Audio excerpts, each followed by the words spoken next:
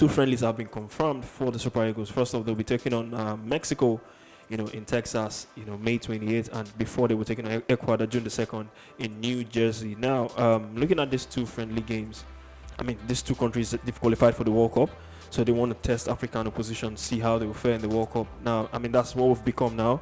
We are now test materials for teams that have gone for that have gone for the World Cup. So unfortunate, it's so sad to see. But I mean, what would be the approach for this game? We are yet to, new manager will be announced soon.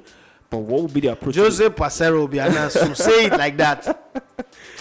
I was listening to Ikeba yesterday on channel. He said some other names applied. But I mean, I also summed up that the NFF government the federal government want them to give all those apply level playing ground and stuff like that. I don't know if it's Pacero, if it's Valverde, if it's Coco, and all that. What's the sports ministry trying to do? Give them a level playing ground.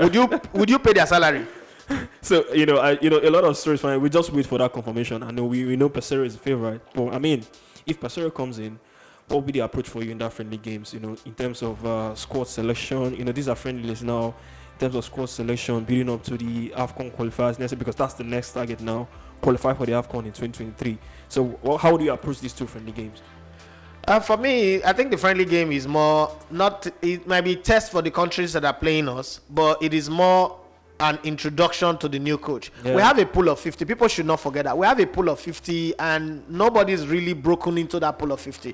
What is good with Jose Pacero is the fact that since December, I know that he's been taking note of the Super Eagles players, the team, the squad, everything. He's been taking note. He's going to come with his own backroom staff. Let's not give the other contestants a chance. The people that are saying that Jose Camacho, for instance, would want a $75,000 monthly salary. Nigerians, can we pay anybody $75,000? No. Blanc will want 100,000 euro, which is about 83,000 pounds. Okay, are we willing to pay? No. There's another coach. There's another coach that Ernesto Valverde. Ernesto Valverde. Yes, last salary was on a monthly basis was earning close to €1 million. If he's going to come down, let's say come down, worst case scenario, 250,000. Are we going to be able to pay?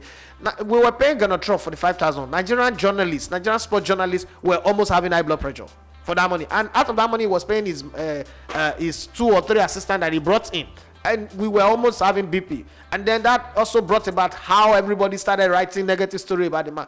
Are we going to be able to pay those coaches? Is the government going to agree? Government that is not even able to pay its own teachers, government that is not able to pay contractors, local contractors, you want to commit them to that. See, if the sports ministry sometimes are saying some things, they just make me laugh.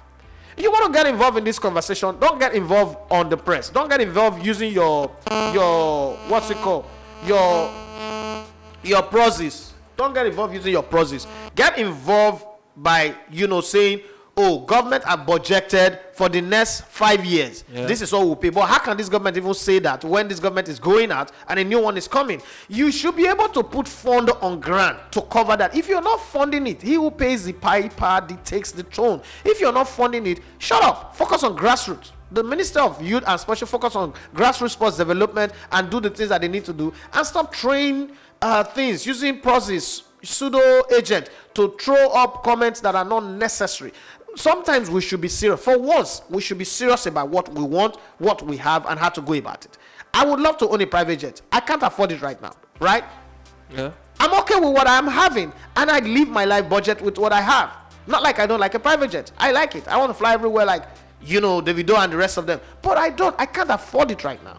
I can't deceive myself. So Nigeria should not deceive. And it is these signals that the sports ministry is sending out most times that deceive and delude Nigerians to make Nigerians to start thinking, we get the money, like government in talk, why we not go do them? And then when you employ the coaches, when we start having issues of owing 4, 5, 6 months salaries, the ministry will not pretend like they are not even in the conversation. They're not hearing when the coach is asking for their money, because there's a lot you can be patient for. The relationship with FAs and coaches always start very well.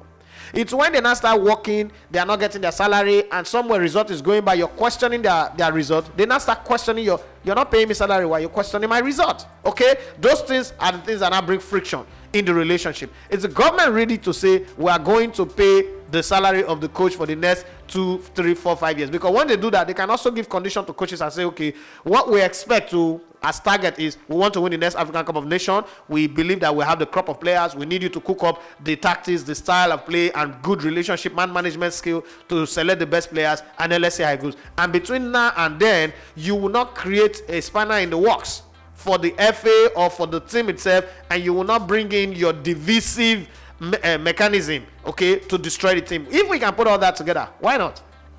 All right, so we just hope they select the right players, and it just goes on to show that a beautiful performance from the new manager if he comes in. I mean, Mexico, Ecuador, that two strong teams, if you ask me, and that friendly will really show a lot moving forward for the new manager. And the last time we played Mexico, they beat us 4-0. Yeah, that was the home-based Eagles. No, excuse me, they beat Nigeria. That was the home-based Eagles. They beat Nigeria. Yeah, they beat Nigeria. But I mean, let's see if these regulars will pose a different threat compared to what the home-base posed the last time out. But I mean, good friendly games, if you ask me. Yeah, great ones. Top countries. Even though some people are still clamoring for better countries. I mean, this is Mexico. What is better countries? And Ecuador. You know how we react. You know how fans react. And all you don't choose countries when you don't have the bargaining power to choose. So some countries will tell you, for us to play you, especially going to the World Cup, for us to play you, they've already arranged their programs. For us to play you now, for you to break into our schedule, you have to pay us £250,000 or $250,000. We don't have that money. Nigerians should understand that. When Nigerians should speak from a position of understanding the situation within their country. And it is very, very important. For knowledge sake, you should understand your country and then speak from that position. Do we have the power to say, hey, we want to play France, we want to play Germany?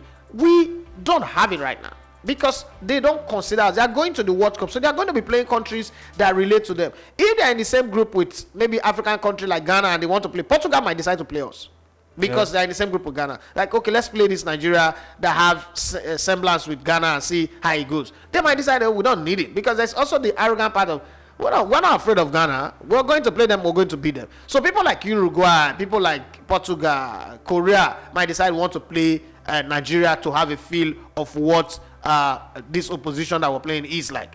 Then it benefits us, because when they call us a friendly, they will pay us. They might decide to take off the travel expense and share the gate tickets. But if we're the ones calling for friendlies, it has to fit into their plan as well. Like, okay, yes, so this is in our plan, this is in our project, let's go and play this game. If it is not there, it's not there. There's nothing you can do. Nigeria played on the 2nd of July 2018.